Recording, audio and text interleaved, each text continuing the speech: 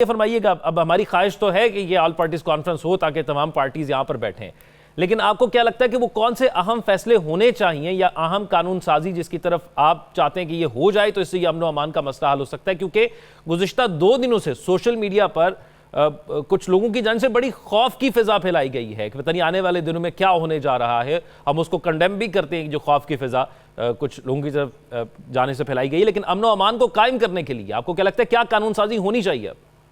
सबसे पहले तो ये जो बिजली वाले ना, इनको तो पकड़ के अंदर कहीं फेंकें।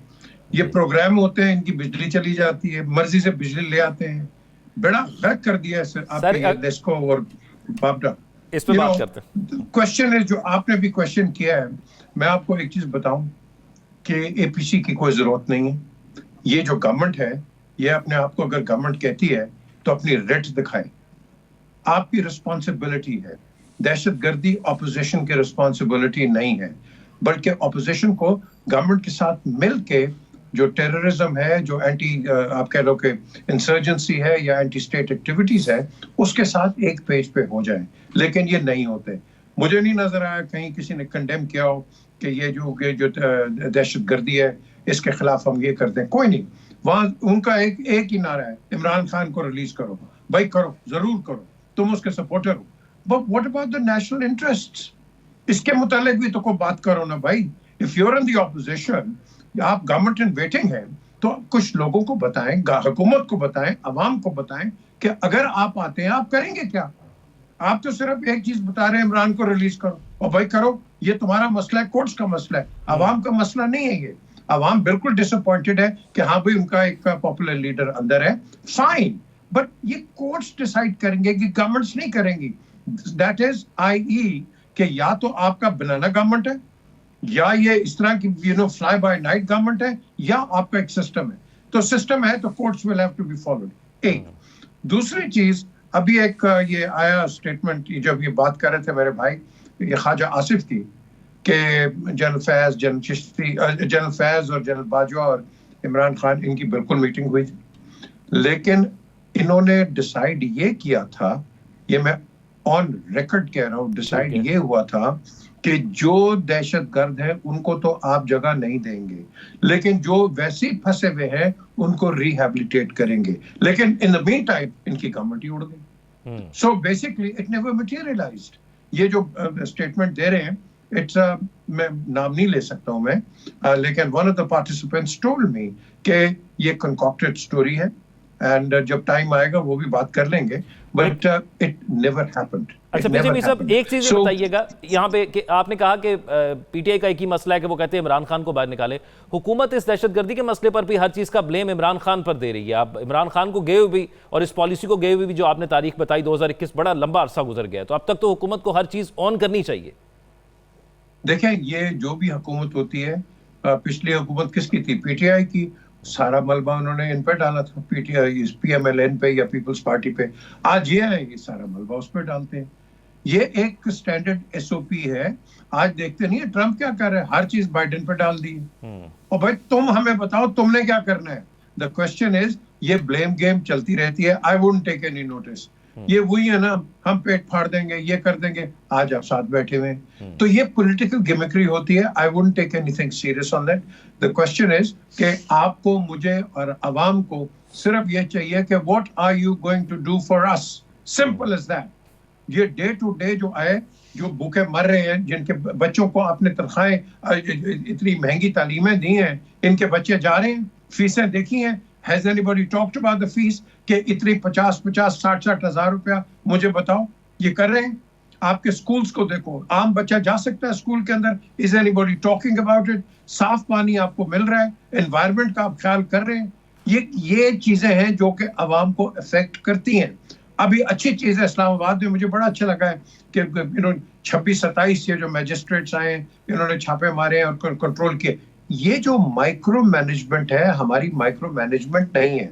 We have got to start working on it कि एक आदमी जो है, इट डजंट मैटर, गंदी शलवार कमीज या साफ shalwar kameez, they are being looked after. तो उसमें हम बात नहीं है। आप जो भी पॉलिटिकल कॉन्वर्सेशन टॉक ले लें, पॉलिटिकल सर्वाइवल की बात हो रही है of the political parties, and there is no survival of the man on the street.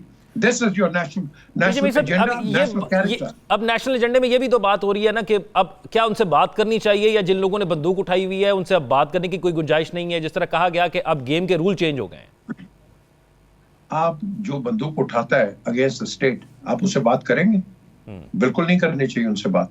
जो निहत्थे शहरियों को गोली मार के मार देता है, बच्चों को मार देता है, बच्चों को किडनैप करके 3-3 लाख रुपए उनके वालिदैन को देता है और उनको फिर फ्यूचर दहशतगर्द बनाता है, do you want to talk to them? What do you want to talk to them about? Please tell me, how can you talk to those people जो के ब्लेटेंट किलिंग करते हैं, मर्डर्स करते हैं, and you want to sit and talk to them? How can you do it? ऐसे लोगों को you eliminate from the society, period. और फिर आप जब कोई करता है फिर जो जी मिट्टी पाओ, लिहाज करो, ये करो, वो लिहाज नहीं करते, आप किस बेसिस पे लिहाज करेंगे? में रुका और पाकिस्तान में जो पहली किस्त दी गई थी और फिर उसका फर्स्ट रिव्यू और सेकंड इंस्टॉलमेंट के हवाले से उनके साथ बातचीत हुई, मुख्तलिफ मीटिंग्स हुई, रिव्यूज़ हुए, प्लान्स पेश किए गए हैं। लेकिन ऐसा लगता है कि पाकिस्तान के अंदर जो ये ज़ख़म है हमारे यहाँ इकनॉमिकली या मईशत को ठीक करने के लिए, इस ज़ख़म पर पट्टी तो रखी जा रही है लेकिन दवा नहीं लगाई जा रही। तो वो पट्टी के नीचे ज़ख़म मज़ीद ख़राब होता जा रहा है, क्योंकि हमें एक तरफ जो हुकूमती बयानात सुनते हैं तो दावे और वादे और किस्म के नज़र आते हैं, जब हम ऑन ग्राउंड रियलिटीज़ देखते हैं तो हमें और किस्म की चीज़ें नज़र आती हैं। अब जैसे आप फ़र्ज़ कर लें कि पाकिस्तान की इक़्तिसादी राब्ता कमेटी ने नेट मीटरिंग सारिफीन से मुतल्लिक एक पॉलिसी की मंजूरी दी है और बिजली का एक यूनिट 27 रुपये के बजाय अब 10 रुपये में ख़रीदा जाएगा। यानी वो लोग जो पहले सोलर प्लेट्स लगाया करते थे, वो नेट मीटरिंग के ज़रिए हुकूमत को वापस बिजली दिया करते थे और उनको 27 रुपये का यूनिट मिलता था, अब वो 10 रुपये का दिया जाएगा और 65 रुपये का आप वापस लेंगे। तो एक ग्रीन पाकिस्तान का इनिशिएटिव पाकिस्तान ने लिया था, पाकिस्तान की हुकूमत ने, और उसमें ये एक अहम चीज़ थी कि लोग ज़्यादा से ज़्यादा सोलर पैनल्स लगाएं ताकि माहौलियात में बेहतरी आए।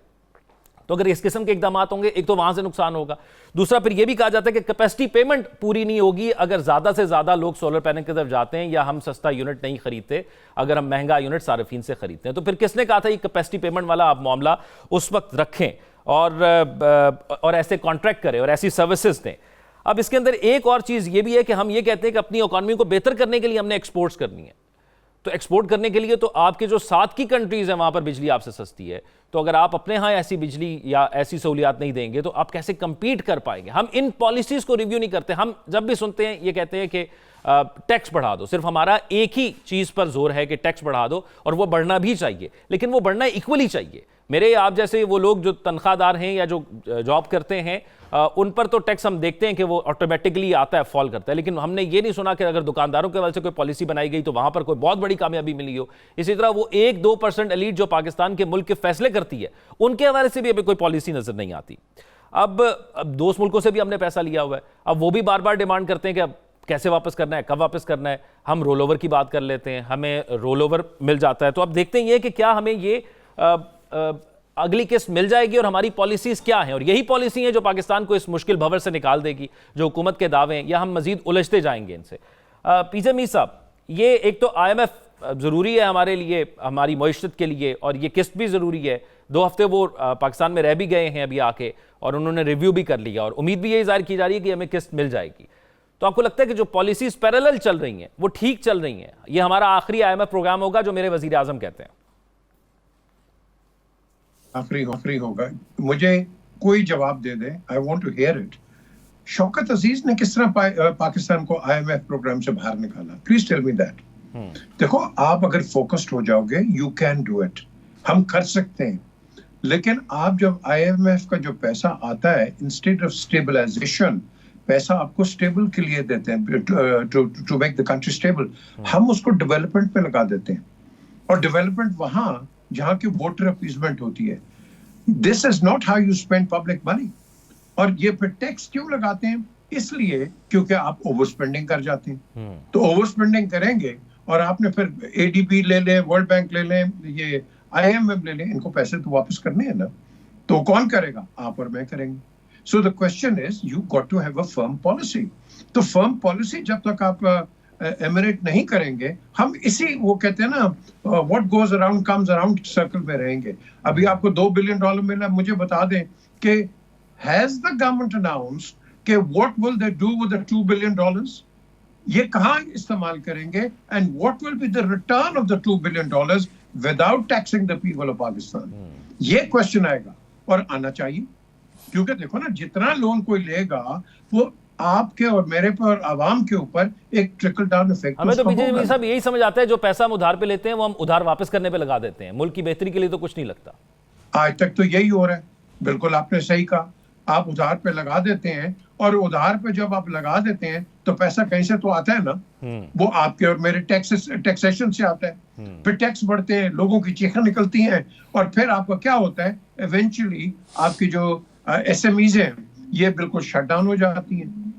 किसी ने सोचा है भाई, माना कि चाइना हमारा बड़ा अच्छा दोस्त है, आपने कॉटेज इंडस्ट्री की ऐसी की तैसी कर दी है, छोटी छोटी पेंसिलें, आप शूज और ये वो आप चाइना से इंपोर्ट करते हैं। क्या आपको कोई तकलीफ होती है चाइना को कहते हुए कि आप अपने यूनिट्स पाकिस्तान में लगाएं? क्यों नहीं भाई, गवादर में लगाओ।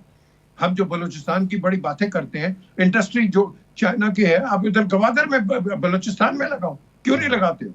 हर चीज हो सकती है, proviso we think in a bigger picture। हम बिगर पिक्चर पे नहीं है। मैं आज आपको क्लियरली बताता हूं कि जो भी पॉलिसी आती है, जो भी गवर्नमेंट आती है, वो इलेक्टोरेट अपीजमेंट पे आती है। आज आपकी कितनी ट्रैफिक वायलेशंस होती हैं मुझे बता दें। किसी ने पकड़ा किसी को 500 रुपया 250 रुपया, और भाई जब तक तुम बढ़ाओगे नहीं ये लोग इसी तरह करेंगे।